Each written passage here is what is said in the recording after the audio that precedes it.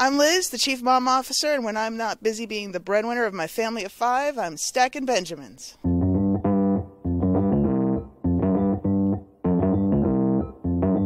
Live from Joe's mom's basement, it's the Stacking Benjamin Show.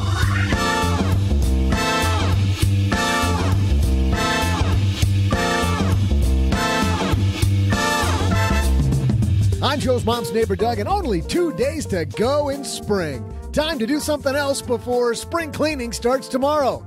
How about we tackle something easy, like talking to mom and dad about their money? Here to help, we welcome Cameron Huddleston. Plus, looks like some target date funds are back in the news. We'll talk target date funds and the Supreme Court in headlines. Plus, we'll throw out the Haven Lifeline to a lucky caller and still leave time for my incredible trivia. And now, 2 guys who just explained to Joe's mom that they have a podcast to do so they can't help clean. Yeah, nice try, guys. Joe and O-G.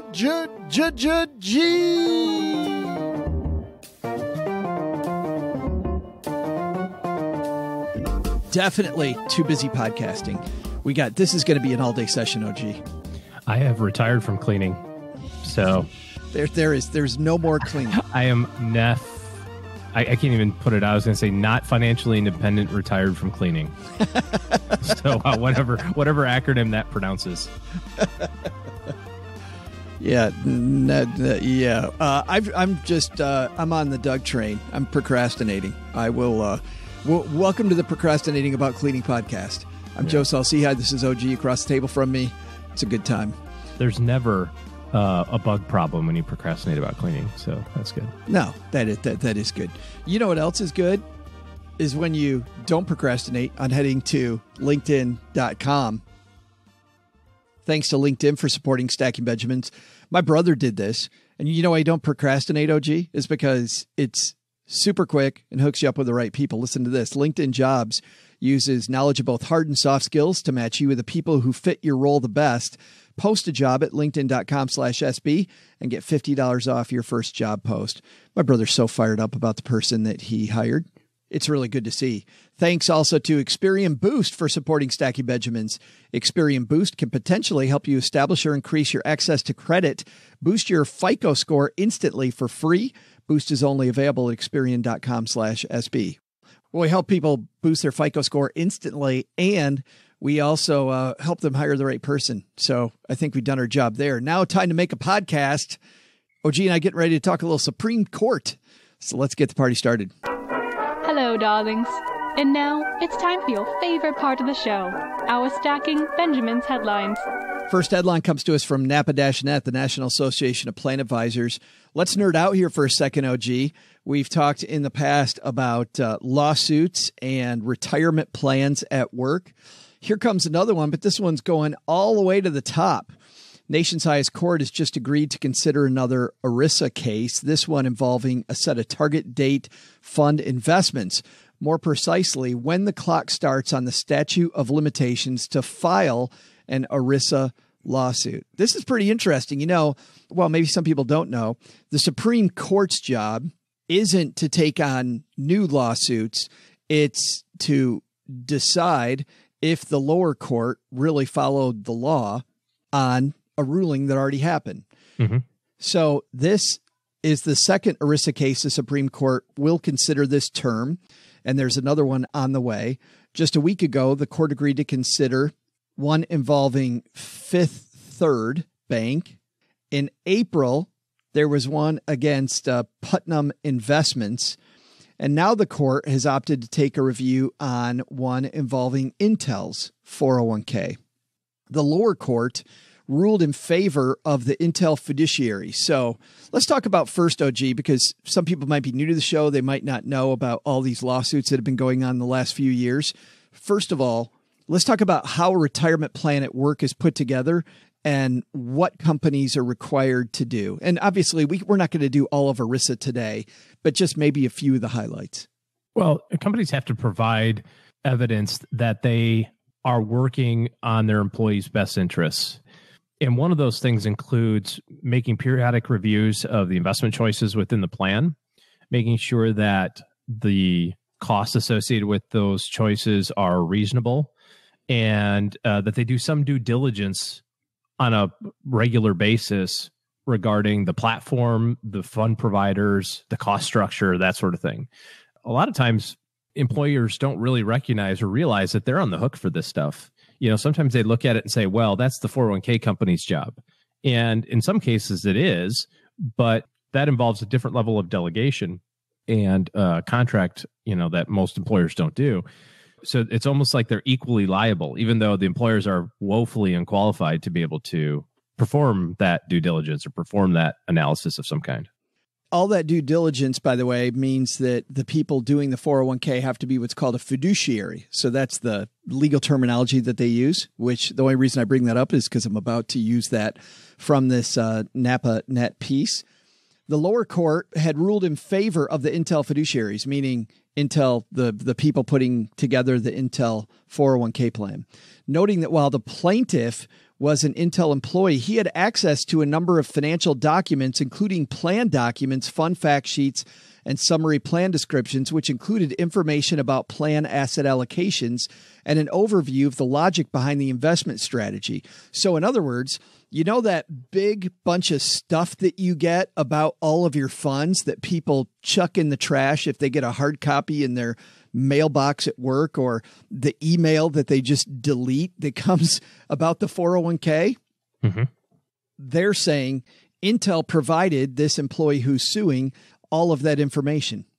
This access gave Sulima, the person who was suing, quote, actual knowledge of the alleged violations 3 years before he sued. So whether he opened up the email or not, or took the stuff and threw it in the trash, Intel said, hey, you acknowledged 3 years earlier about how we were managing this stuff. And then he or she sued. Yeah. Well, and the reality is that none of us read that stuff. We don't read our cell phone contracts. We don't read our DirecTV contract. We don't read. I would venture to say that there's probably, out of everybody who's listening today, less than half the people actually read their mortgage contract. When you sat down and signed, Joe, you guys just recently moved up to Michigan, got a mortgage for your house. Did you sit down and read every page of that? No. You probably did, but nerd. It's not uncommon to have those things kind of just hit the trash can. So I kind of sort of side with Intel on this particular issue of, hey, we've made you aware of it. Like, how do I force you to consume the information? Well, I've sent it to you. Yeah. Here's what the lawsuit was really about at the time when they first sued. Christopher Sulima says later on down in the piece, turns out to be an engineer with a doctorate in experimental physics. He's a former Intel employee.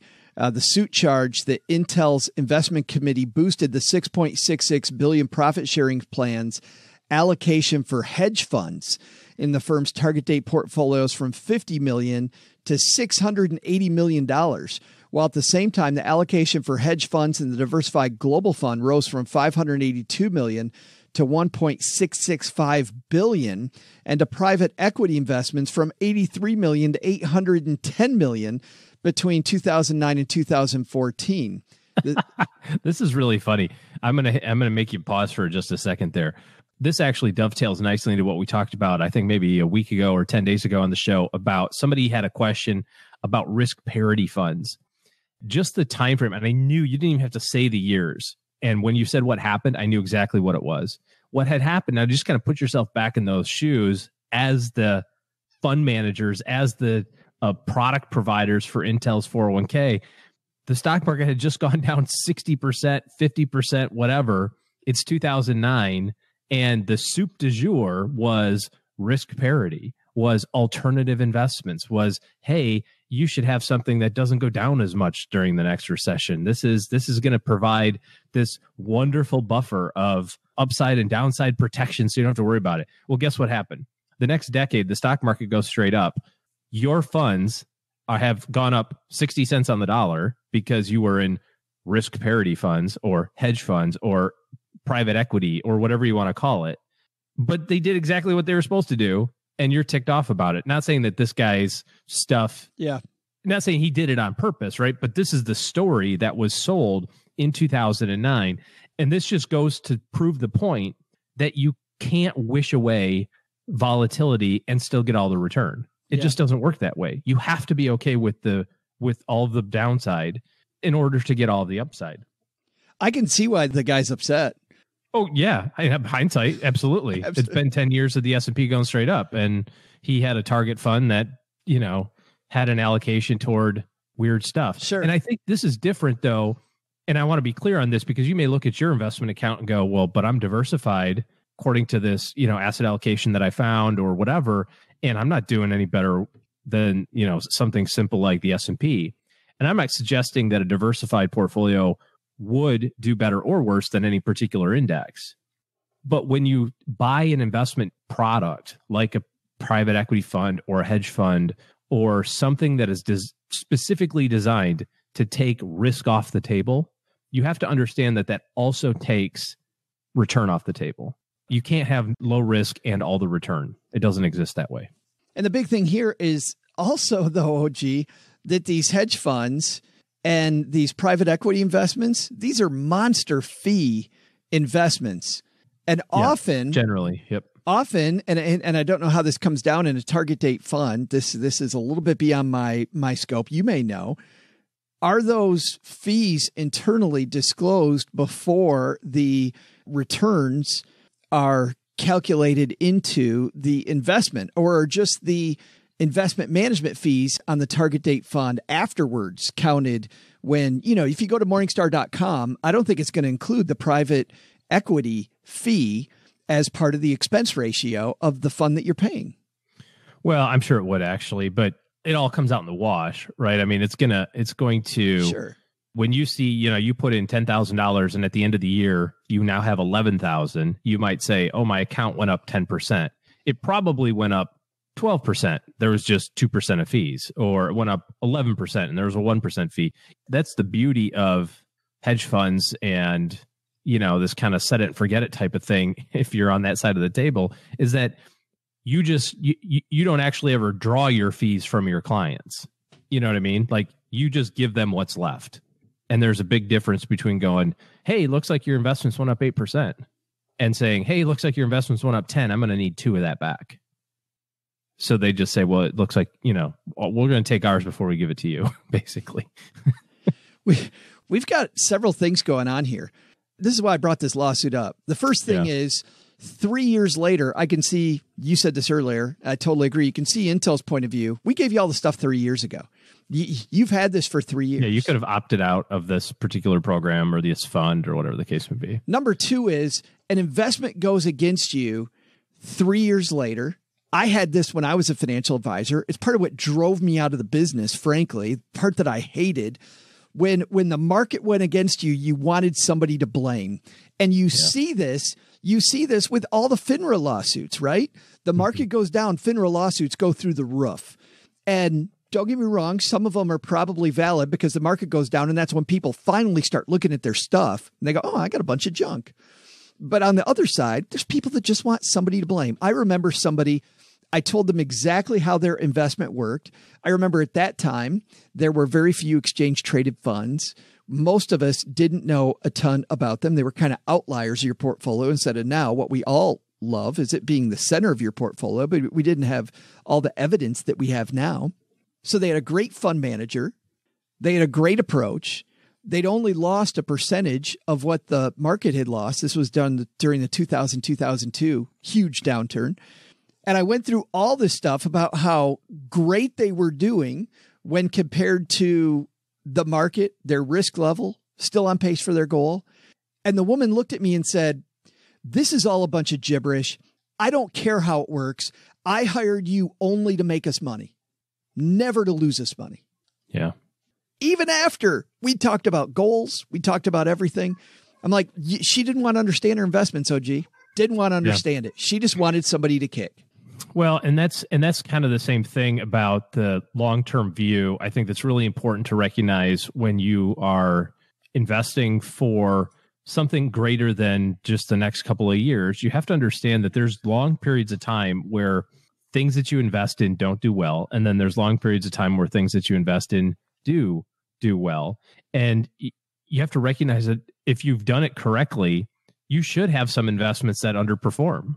That's the point of diversification. You should have some investments that are like sucking wind when everything else is going gangbusters, because in mathematic terms, we call that correlations. They're not correlated. And that's what you want in diversification.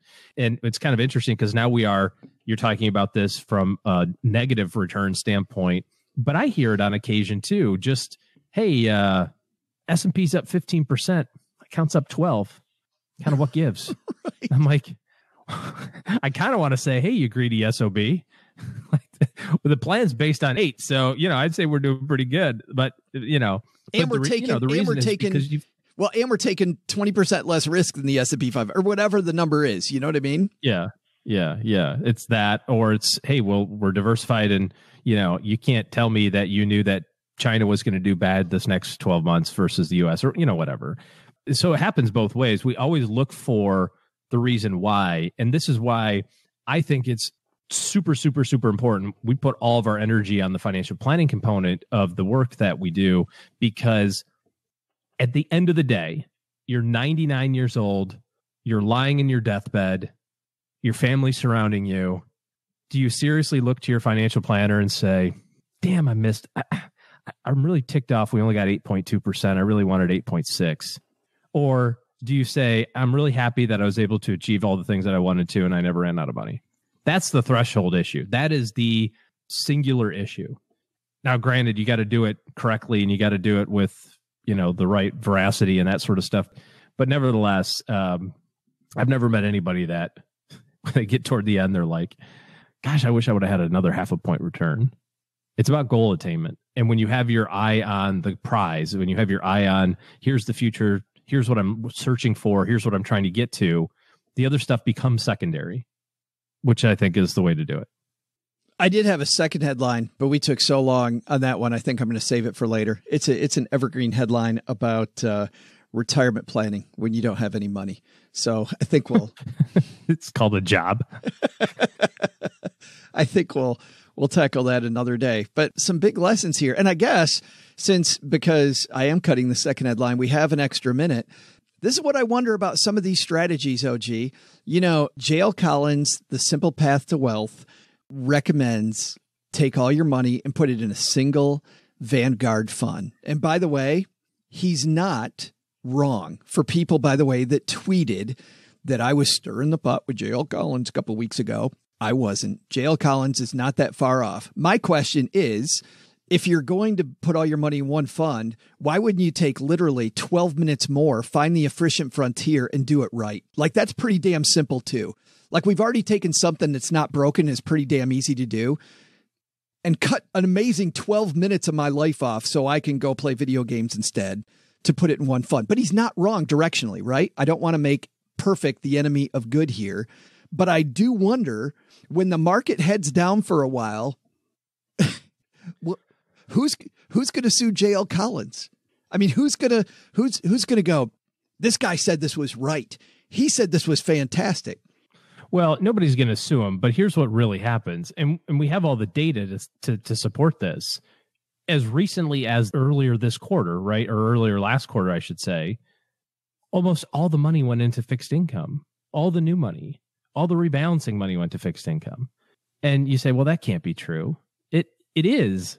Now, people who take an active role in their finances and who are interested in doing it the right way are people who are listening to this, who are saying, well, that wasn't me. I thought it was a sale. That sort of stuff. But the vast preponderance of people, the vast preponderance of money went into fixed income in January, February, March. If you look at Dalbar's study, which comes out every year, called the Quantitative Analysis of Investor Behavior, or just the Dalbar study, you'll see the average person, if they bought the average fund, underperforms by somewhere in the neighborhood of 4 or 5% a year. And you go, well, that can't be right. If the average person owns the average fund, wouldn't they get the average return? No, because they do dumb things with it. We've even done stories about how these active fund managers that people rip on and say don't buy active funds because of the fact that the manager's an idiot.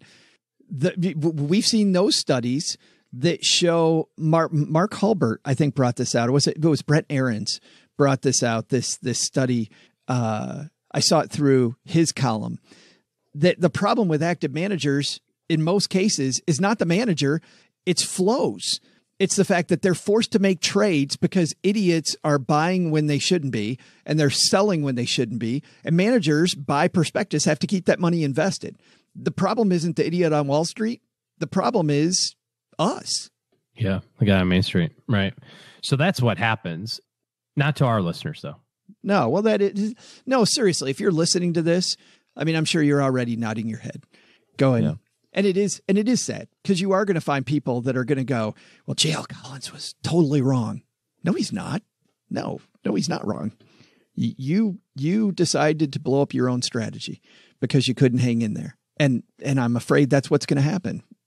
It's pretty bad to blow up your investment strategy, almost nearly as bad as blowing up your credit because there were things out there, OG, that could help you boost your FICO score and you didn't take advantage of them. I feel pretty good. Like on a scale of 1 to 10, my credit score is like a 9 right now. I thought you were going to say on a scale of 1 to 880, my credit score is about a 9. Well, because of that, OG, you know that the better your credit score, the easier it is to pay less for those big items that you may need when you need to use credit to buy something. So the question is, why is it so hard to raise your score? Well, now it won't be thanks to Experian. They've launched Experian Boost, a brand new way to instantly increase your credit score for free. A higher credit score can help you establish and get access to credit and preferred rates for the things you need in life. Experian's on a mission to help boost America's credit score, which will help millions of people across the country build and get better access to credit. People all across America have already raised their credit scores with Experian Boost, and you should too. So how does it work? Well, for the first time ever, paying your utilities and cell phone can instantly improve your credit score. Experian Boost works by giving you credit for the bills you're already paying through your bank account, like your water bill, your gas bill, your electric, your cable, your cell phone. So if you pay your bills through a checking or a savings account, you could instantly raise your credit score. It used to take months to see your credit score rise a point or two, but with Boost, you can increase your credit score instantly. Boost is free to use and only available from Experian.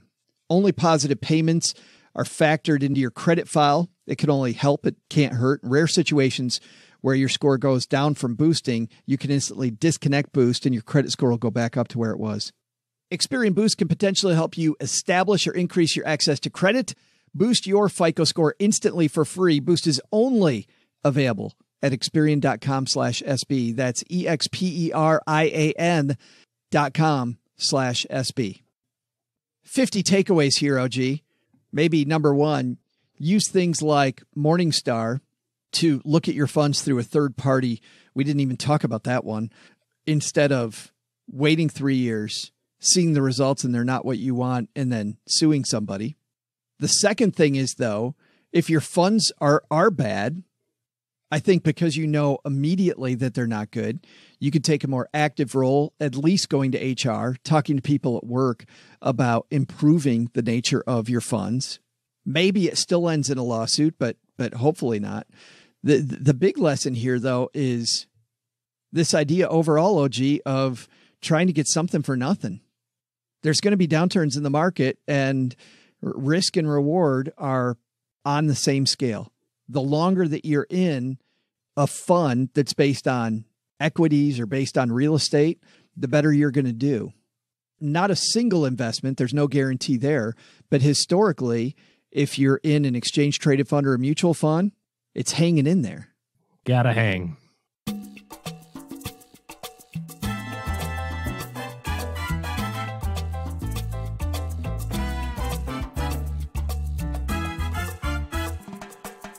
Little backstory on our guest, Cameron Huddleston, who's upstairs talking to Mom. Cameron has written for tons of publications. You've seen Cameron all over the place. She currently writes for Kiplinger. She's written for Go Banking Rates. You've seen her work all over the place, and she's one of our favorite writers. She's also somebody who's a fantastic thinker when it comes to these issues, and her ability to break down some complex things is really what makes me admire Cameron. You know, this is a tough one. She's peeling off, OG, and one that we all need to talk about. And I'm glad that she's able to do it through some great stories in her new book. Cameron Huddleston talking about mom and dad and talking to your parents about money. Talk about something difficult, OG. I think that's probably the one. I'm literally scrolling through Twitter as you're talking, and there's a video of her opening her box, getting a copy of her book. Yeah, it's so cool. I watched that also, and she said she was about to start crying. It's always That's cool. amazing. Yeah. Yep, that's always great. It's always great learning how to talk to mom or dad about money. And, well, let's say hello. Introduce you to Cameron Huddleston. And coming down the stairs, it's our good friend Cameron Huddleston. How are you? I am great. How are you? Well, I'm great now that you're here. Thank goodness you're here to save the show today. Oh, I'm so glad to help you out. No pressure or anything, Cameron. No, none at all. You just have to finally make the show make sense. You've written on so many different topics that initially I was very surprised that you wrote on this topic. Like when I first talked to you about your new book, I was very surprised, but then I found out that this is really personal for you. Like you had a very personal situation. What happened to you that made you want to write this? You know, the primary reason is because I don't want people to make the same mistake that I made with my mother. When I was 35 and she was 65, she was diagnosed with Alzheimer's. The last thing I ever expected to happen. I mean, I still had kids in diapers when I was 35. Well, let's even go through that because there's probably people out there that have parents that you must have seen signs of dementia before then. Like before she was diagnosed, did you even see this coming on? I did. And this is what happened, actually. I'm going to step back even a few more years because I was writing for Kiplinger's Personal Finance magazine. I was a columnist and living in Washington, D.C., and I moved back to my home state of Kentucky.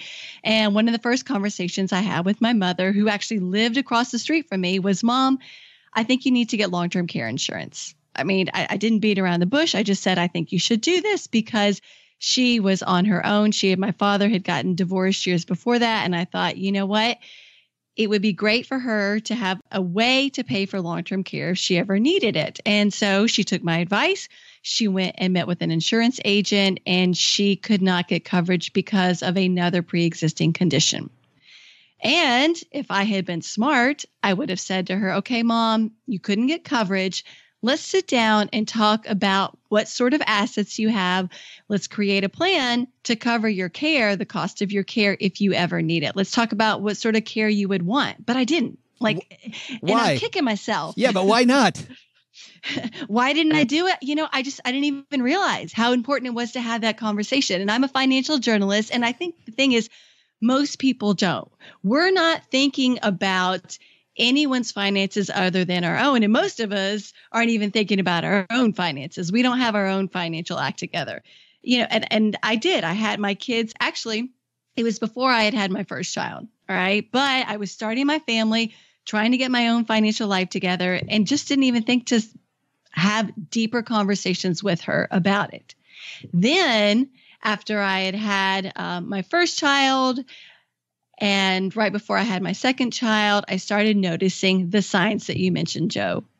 But the question was, is she having memory issues, or was it because she had hearing loss in one ear? You know, and I didn't want to face the truth it was her memory. Yeah. What were those signs? Like what were the first? So this is why it was tricky. This is why I wasn't sure whether it was her hearing or her memory, because she would repeat things, like things that I had told her, she would ask me again. And I didn't want to be like, Mom, I just told you that. You know, I thought maybe she just didn't hear the question the first time, or maybe she didn't hear my answer. That's what it was initially, those sort of things. And then it started to get a little bit more obvious, seeing that she was leaving notes to herself around the house, all these reminders, and in her refrigerator, multiple items, like 5 packages of yogurt, not the same kind, or, you know, a couple of cartons of milk or whatever, because she had gone to the grocery store, forgot she had them, and bought more. Those little things that suggested that it wasn't just a matter of hearing, it was memory. And it was really became obvious when I was at her house one night. She took me outside to show me this bench she had bought for her garden. We come back inside, and a few minutes later, she says, hey, do you want to see the new bench I bought for my garden? Your stomach must have just sank. Yes. Oh my gosh. And I knew then, I was like, this is not a hearing issue. This is a memory issue. And I have to act fast. I have to get my mother in to see an attorney to update her documents. But the thing is, I didn't want to have to be the one to tell my mom, I think you're losing your memory. Talking about money was not hard for me. Telling my mother that we need to have conversations about her money because I think she's losing her memory, that's hard. This is the reason I wrote my book, is because a lot of people think they don't need to have these conversations with their parents until there's a health issue, until there's a financial crisis, until there's something that makes these conversations necessary. But the problem is, if you wait until then, the conversations are a lot more difficult. You know, people are stressed out because there's a crisis, emotions are running high. You have to point out to your parent they're losing their memory, and that's why you want to have the talk. It's so much harder. You don't have as many options if you're trying to plan for things. Your parents might not have the legal documents that allow you to step in and start managing your finances if you need to do that. And that's why I told my mom, we've got to go meet with an attorney. Well, and that's why, and attorneys that are listening are nodding their head, but most other people don't know, Cameron, why you got to get that done fast now. But there's a very specific reason you got to get it done fast. Explain that. So, you know, a lot of people think these conversations are important because you want to talk to your parents about whether they have a will, which is very important. You know, if you die without a will, the court and your state laws are going to decide who gets what. And so you want to make sure your parents spell out where they want their assets to go, even if they don't have a lot of assets. But even more important than a will is the power of attorney and the advanced healthcare directive.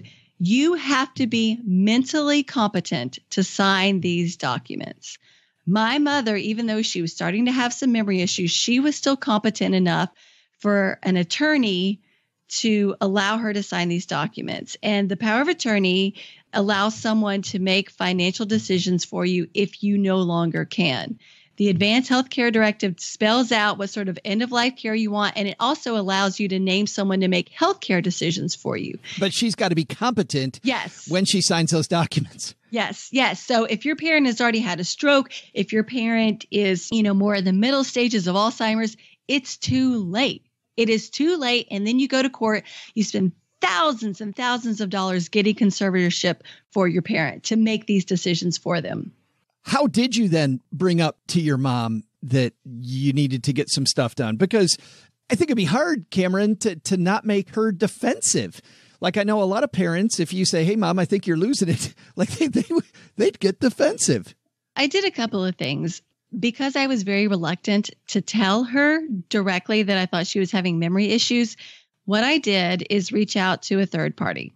I called her doctor, whom I knew, and I said, listen, the next time my mother is in there, I know she has an appointment soon. Could you please suggest to her that she get tested for Alzheimer's? And he did.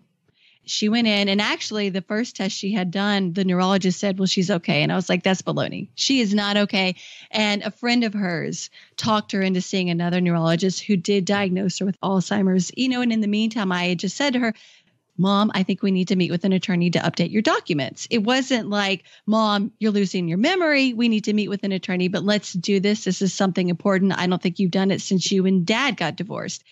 And if your parents are reluctant to talk with you, getting a third party involved is so helpful sometimes.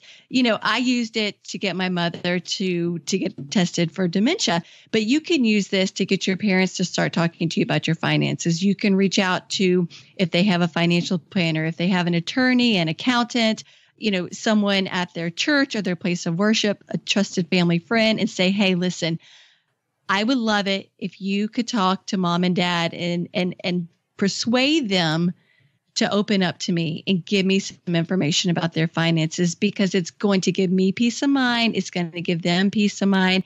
And the parents are more likely to listen sometimes just up here as opposed to their children, because they're still looking at you as that kid. Yeah. Maybe that kid who stayed out too late, even though you're 40 years old and you're a successful doctor now, they're still looking at you as a kid. Now, not all parents are going to think this way, but if you have a parent who's reluctant to talk to you, getting that third party involved can help. And it helped me getting my mom tested for dementia.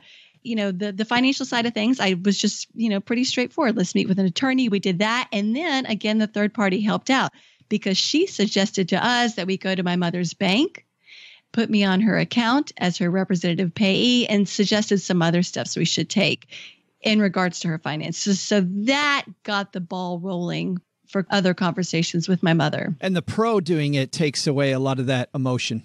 Yes. And they're going to listen to the professional because this is what these people do for a living. Yes, right. You have a few quotes. I want to quote from the first chapter of your book, which is Get Over Your Fear of Having the Talk, which I'm sure everybody listening is like, oh, I don't want to do this. This is so tough. This is a quote from Jason. Jason says, I still find it challenging to speak about money with my parents. We can discuss religion, politics, and relationships, but money remains a taboo subject. This is a lot of families. This is a whole lot of families. Actually, Go Banking Rates did a survey and found that most people would rather talk about politics, relationships. I mean, even some people would rather talk about their parents' romantic lives. Oh boy. than talk to them about their finances because they think it's such a taboo topic. And I get it. It can be. You don't want to look like you're being nosy. You don't want to look like you're being greedy. You don't want to offend your parents. You don't want any of those things to happen. But I really want people to realize this. You know, these are your parents you're talking about. They are going to love you no matter what. And even though the conversation might be a little bit awkward when you first bring it up, they're probably not going to fly off the handle. They're not going to ground you. You're an adult now, even though they might still think of you as a kid. They're not going to send you to your room. Okay. And they might initially balk. They might say, well, this is none of your business. But then what you gently remind them that it is your business because they might need your help someday. And in order to help them, you're going to need to know a little bit of information. You don't have to say, Mom and Dad, I need to know what's in your bank account, because you don't. You just need to say, Mom and Dad, where do you bank? How are your bills paid? Are they paid automatically? Or if you end up in the hospital, am I going to have to write a check? If I have to write checks for you to pay your electricity, your mortgage, do I have the legal power to do that? Have you named me your power of attorney? I don't need to know the very fine details of what's in every account. I just need to know the basics so that I can help you if you do need help. Stay away from the kind of emotional triggers, it sounds like. Yes, yes. And if you know your parents are no good with money, you certainly don't want to embarrass them. Yeah. You can acknowledge, I understand this is an uncomfortable topic, but you want to let your parents know that it's going to be a lot more uncomfortable if something happens to them and you are unable to help them out because you have not had these conversations.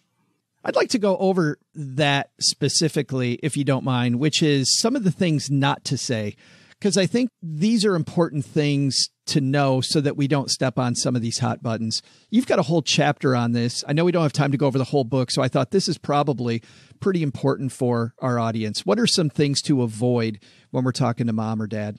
One of the key things you want to avoid, it's going to sound a little bit silly or perhaps even strange, saying you need to do this. You need to tell me, Mom and Dad. You want to make it about yourself. You want to say, I, not as in a selfish way, I want to know how much I'm getting when you die, but I...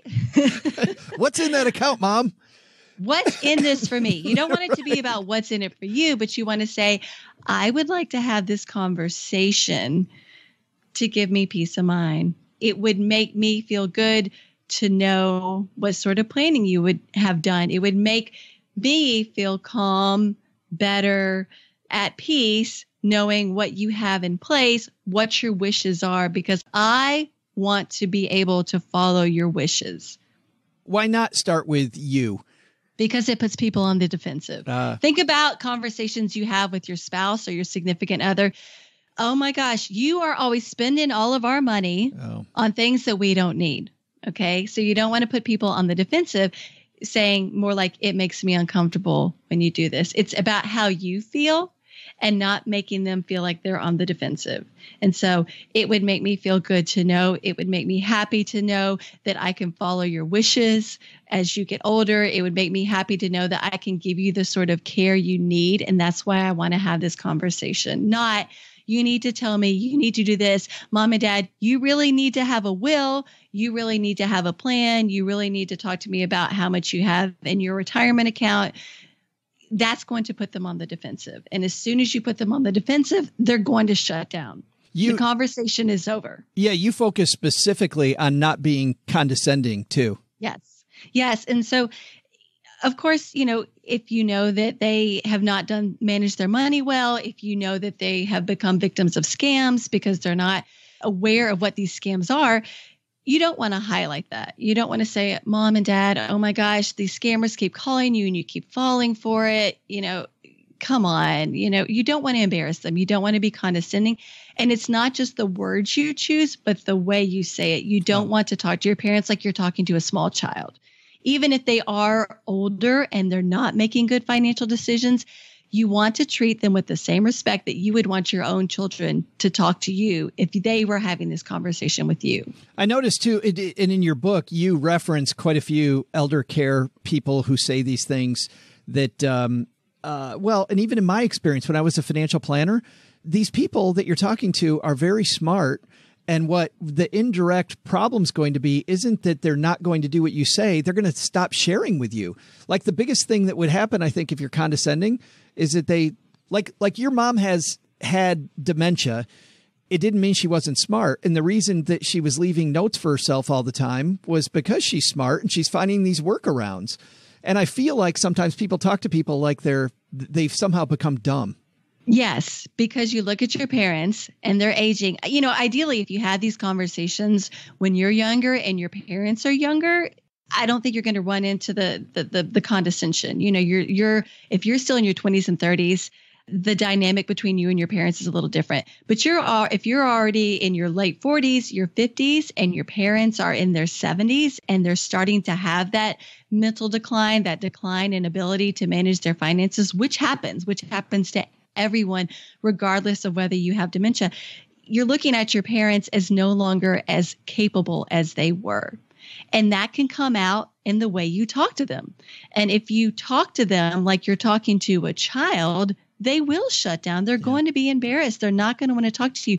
So you want to avoid that condescension. You want to avoid being critical.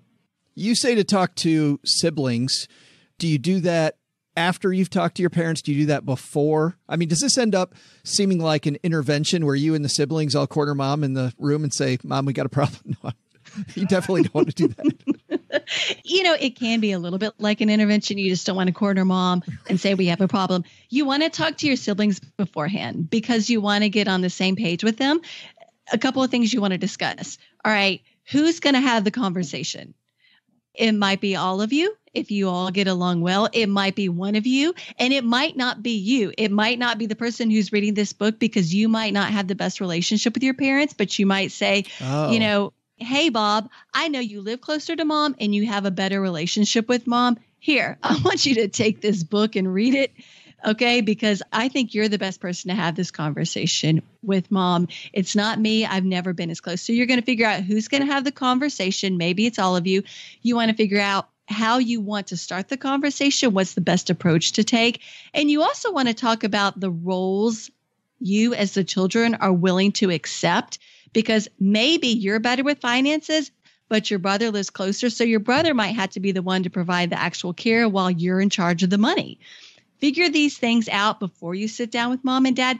So basically you're coming to them on the same page. Mom and Dad, we've all been talking. We love you. We care about you. We want to be able to provide the same sort of care that you gave to us.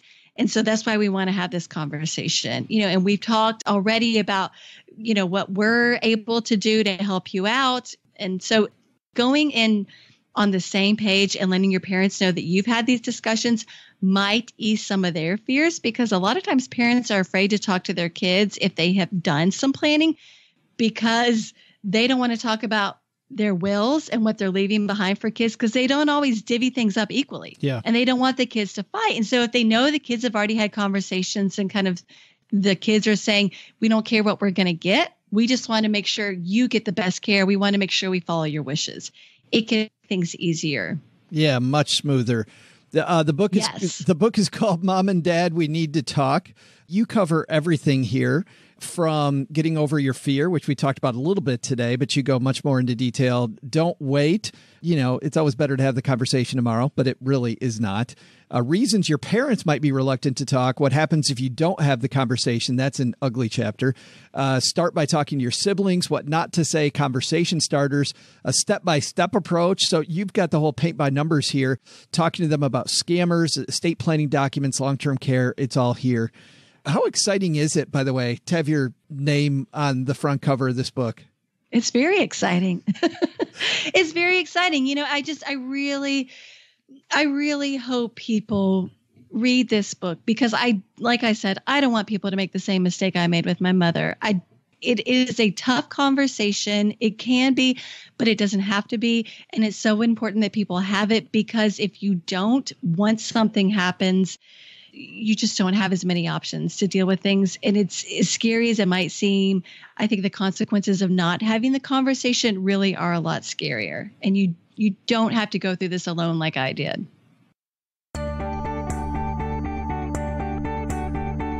Hey there, money aficionados. I'm Joe's mom's neighbor, Doug. And when I said that we'd procrastinate one more day before cleaning the basement by talking to mom about money, I didn't realize how involved that would be. Well, how else put off spring cleaning? What could we do? Oh, I know, my trivia segment. Today, we're going to take you around the entire basement in the incredible time of just one short hour in honor of this being the anniversary of Steve Fawcett taking off on his record-breaking balloon flight around the world back in 2002. We'll see all the great things the basement has to offer from the, there's the water heater over there in the back, and then there's that chest of God knows what under the stairs. And, of course, we'll make a stop by our mic stand and the rickety card table where I do all my incredible work. That's where all the magic happens, right, folks? You know, all I need now is an assistant, and we could be full-fledged adventurers, just like, my favorites, Phileas Fogg and Passepartout. Longtime listeners probably picked up on the fact that that's one of my all-time favorite stories, the Around the World in 80 Days, but you knew that, right? And that includes both movies, the one in 56 and the one in 04. In fact, in the 2004 film, Steve Coogan was amazing as Fogg, wasn't he? Passepartout was great too, but who was he played by? That martial arts guy. Oh, that's a little bit embarrassing. I usually do better under pressure. Hey, you know what? Let's turn it into the trivia question. Which actor stars as Passepartout in Around the World in 80 Days in 2004? I'll take a quick pit stop for some snacks and a big gulp, and I'll be right back after I gather some junk food, and we'll have your answer in just a minute. Stick around, folks.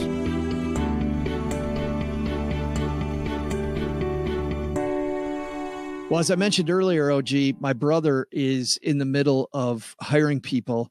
And I mentioned that he should go to LinkedIn Jobs, and he took my advice. And by the way, he also used my code that we're going to share here a little bit later. And he had a ton of people, and he's used other resources that we'll leave unnamed for today. But as you already know, OG, hiring's not as simple as putting an ad in the paper, posting to a job board. When you're juggling hiring and everything it takes to grow your business, it's important to reach those right candidates at the right time. And that's where LinkedIn comes in. We use LinkedIn here in the basement more and more to share our message about the shows. By the way, you can hook up with us on LinkedIn today. Just look up Stacking Benjamins, or you can look up me personally, and I'm happy to connect with you. More than 610 million members visit LinkedIn every day. Everybody wants to make connections, learn and grow as a professional, discover new job opportunities. In fact, LinkedIn members add 15 new skills to their profiles and apply to 35 job posts every 2 seconds. How about that?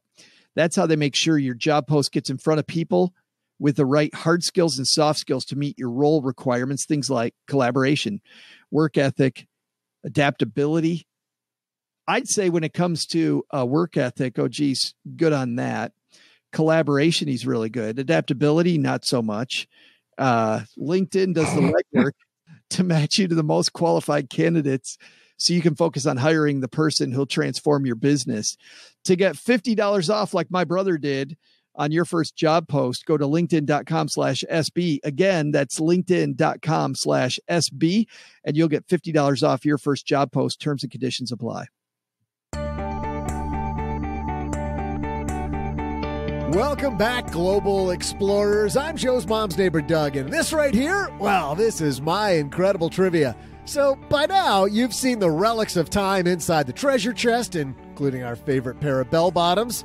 Oh, geez, did wonders with that bedazzle gun, didn't he? He's amazing with that thing. Joe's old super techno game that we played back in his college days, and of course our sacred 8-track tape featuring disco's greatest hits. You've met our very own Charlotte, and you've seen her web behind the water heater, which keeps this place bug-free. And actually, people tell us that the lack of bugs is a pleasant and welcome surprise after the smell of must and old cardboard pizza initially hits them on the way down the stairs. But, and this is the important part, did you figure out the answer to my trivia? Here was that question one more time. Which actor stars as Passepartout in the 2004 version of the film Around the World in 80 Days? If you're thinking Rush Hour or Kung Fu Panda, Enter the Dragon, and The Karate Kid, but all you can come up with is the martial arts guy, well, that's what I was thinking before the break. But after a quick Alta Vista search, I discovered it was none other than Jackie Chan. That dude's amazing. He played the bank-robbing, secretly martial arts badass valet to the eccentric inventor Phileas Fogg, played by Steve Coogan. Haven't seen it? Rotten Tomatoes gave it 32%, but I give it a big, Doug-endorsed thumbs up. It was a fun ride, but enough about that. Let's finish the basement tour, right? Shall we? You haven't even seen my hockey cards yet. Hey, whoa, where's everyone going? Tour's not even over yet. I haven't validated your parking. Come on back.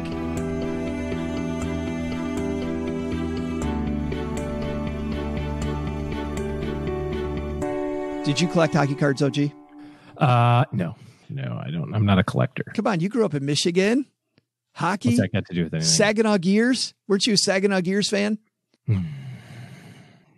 No. That's so sad. I wasn't even a Wings fan. Been to a number of Wings games, but so fun. Yeah. Hey, let's throw out the Avon Lifeline and tackle some of life's most important questions. Our friends at Avon Life Insurance Agency, they put what you value first. And Laura told us on Facebook that she values board games and the art of war. And that's somebody who's been listening to the show. Looks like Laura's channeling Joe, I feel. Maybe slightly. Laura should try The War of Art. Also, which is my favorite book. A fine book, but way different than The Art of War. It is. It's kind of different. Substantially different. Good messages. But they say your loved ones in your time. What's better than dragging your loved ones through the book, The Art of War? Probably not good. But take them through a board game? That's good. It's why they made buying quality term life insurance actually simple. Head to StackyBenjamins.com/Haven Life now to get a free quote. Their application's simple. It's online. You get an instant coverage decision. Prices are super affordable. And of course, the policies are issued by Mass Mutual, more than 160-year-old insurer. I like that they're innovative, OG, and they're backed by a company that's been here for a long time. Here's a guy who hasn't been waiting a long time. Dave, let's throw out the Avon Lifeline to him. Say hi, Dave. Hi, Joe and OG. This is Dave from North Dakota. First off, I want to say I truly appreciate the knowledge you provide on the Stacking Benjamins podcast. My question is this. My wife and I are debt-free, including our home, and have fully funded our kids' college. We both max out our 401ks and Roth contributions up to the federal limits. We fully fund an HSA and max out one additional Roth IRA. This is due to having an existing Trad IRA in play. Currently, our balance in retirement funds is roughly $1 million. We've been contemplating opening a taxable brokerage account so that we'll have additional funds available outside of our retirement in case we choose to retire in the next 6 to 9 years, at which time we'll be around 55 years young. Is there any tax implications that we should be considering or anything we should look at doing differently? Thanks, and keep doing what you do. Nice job, Dave. Thanks for the question, and hello, North Dakota. North Dakota. That'd be awesome. I've been through South Dakota, never been through North Dakota. Wouldn't that be fun? Sure. Absolutely. Road trip. OG, what do you think? Well, the hierarchy goes pretty much as he's gone through it, right? So you've maxed out all the workplace plans. You've maxed out your HSA plan, taken care of a Roth IRA. You could also, even though you have a traditional IRA on the other side, you could also contribute to a non-deductible IRA and just kind of bank all those non-deductible contributions for later if you wanted.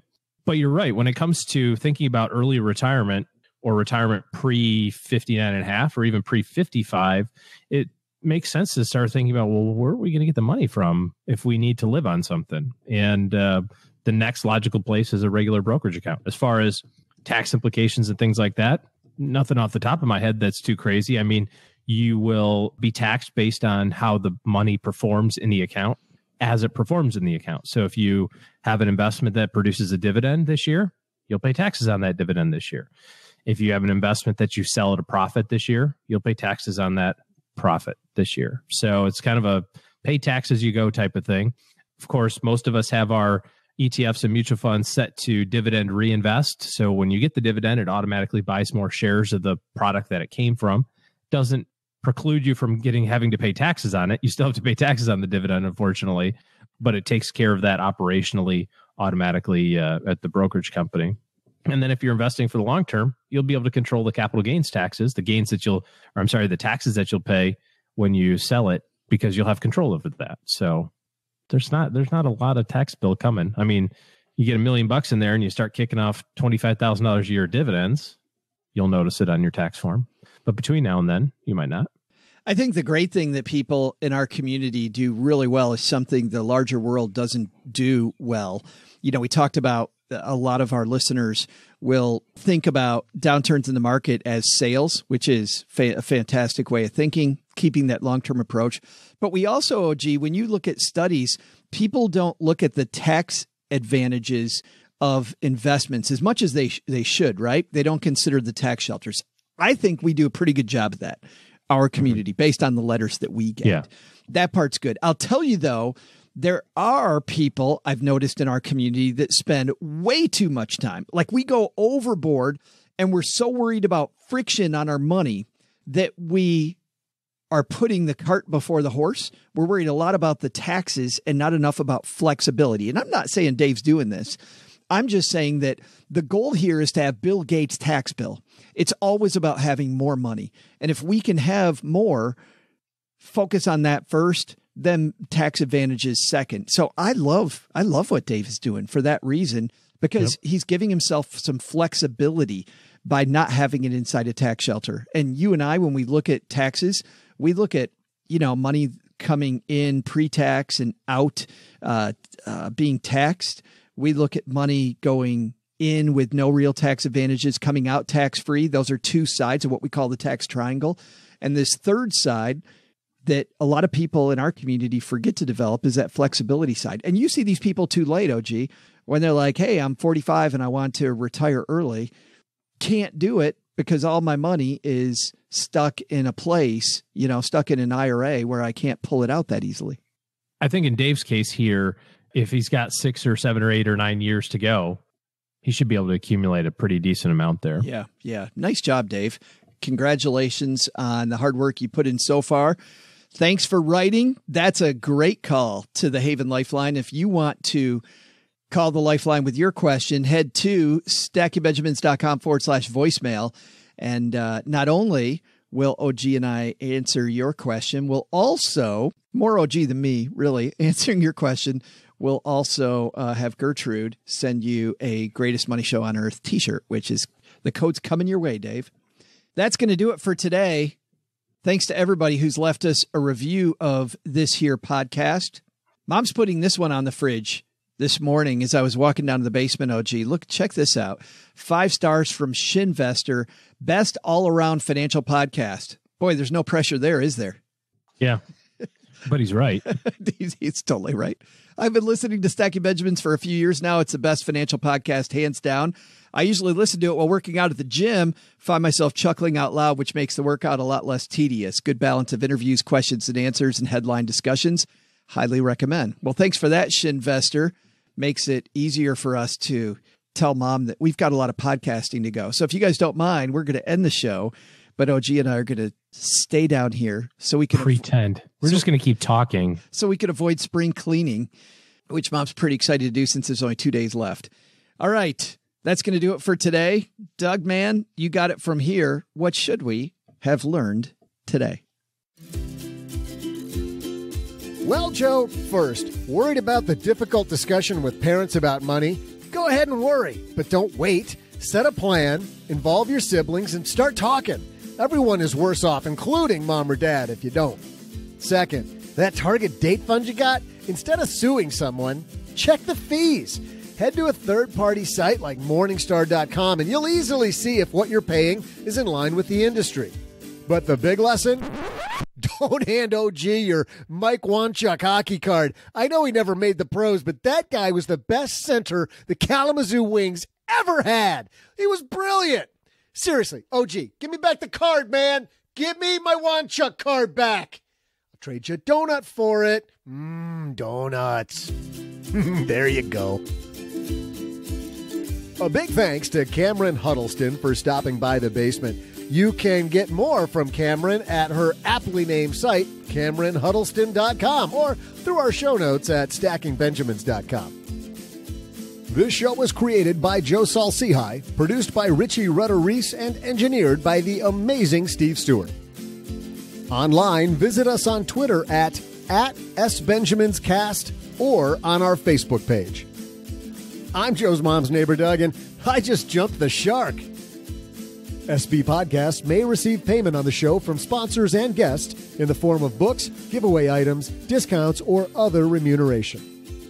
There's no way you would take advice from these dorks, but like Joe's mom always says, don't take advice from people you don't know. This show is for entertainment purposes only, and before making any financial moves, consult with a real financial advisor. Thanks to Joe's mom for agreeing to drive to the Sizzler. I think the conversation she and I need to have right about now is the one where I explain why she needs to buy the shrimp appetizer.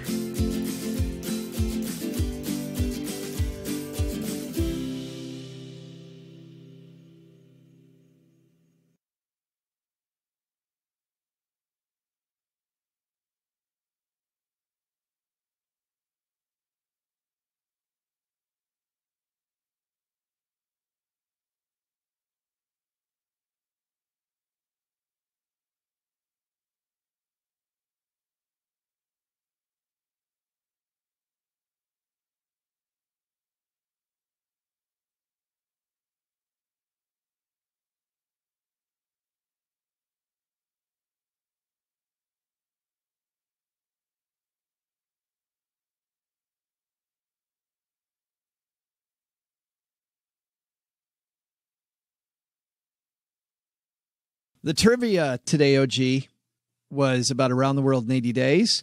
Today commemorates way back in 2002. Do you remember Steve Fawcett going around the world? No. You really don't. It's funny because when my kids were young in the 90s, like I don't remember any pop music from the 90s. I don't remember any movies from the 90s.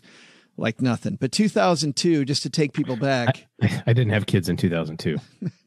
Well, that you claim. Nice. That's horrible. That is very horrible. It's not true. Not true. But I want to go to this BBC archive talking about when Steve Fawcett was just about to finish his around the world balloon flight. He's a Chicago millionaire who's never been content just to make money. Steve Fawcett's spirit of adventure is reminiscent of a bygone age. Today, a combination of wind power and technical expertise took him into the record books. Guys, nice going, Luke. Come on. And a slightly sci-fi moment, the man himself hooked up from his capsule to address the press. It was enormous relief and satisfaction because I put everything into this, all of my efforts, all of my skills, and finally, after 6 flights, I've succeeded, and it's a very satisfying experience. Steve Fawcett lifted off from Northam in Western Australia 2 weeks ago. Storms over the Pacific meant that it took him 8 days to reach South America. He crossed the Atlantic in just 3 days, and then the final leg over the Indian Ocean.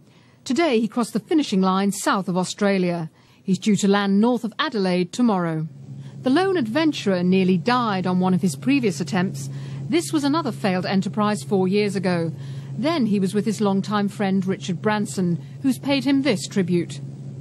All of us who knew Steve Fawcett knew that if anybody could pull it off, it would be Steve Fawcett. And what he's accomplished has been nothing short of remarkable. So following his record-breaking trip, Steve Fawcett says he's now looking for a new challenge. After coming down to Earth tomorrow, he'll start planning for his next venture. He wants to fly a glider into the stratosphere. Of course, sadly, later, Steve Fawcett passed away on one of those adventures. Oh, really? That's too bad. Yeah, he crashed in the western U.S., and it took them a long, long time to actually find his remains. Crashed in a plane. But that was, I remember my young kids and I following this. My kids were, I think, 7 at the time that this happened. And it was really neat every day for 2 weeks to follow kind of where he was. I was going to say, it sounds like he did it way faster than 80 days. Yeah, 2 weeks. How about that? Yeah. It's just amazing. And I love how the BBC reporter back in 2002 talking about a little sci-fi moment, because we actually were able to talk to him from his balloon. That's amazing. I like his interviews. Like, let me tell you guys how great I am. This was all about me and my ingenuity and my experiences. And me. Oh, me. Steve Fawcett was not humble, but he was an adventurer, and it was a great time. I remember how many people followed that and how exciting. Well, of course he made it in 2 weeks. He went over the small part of the world, the bottom part.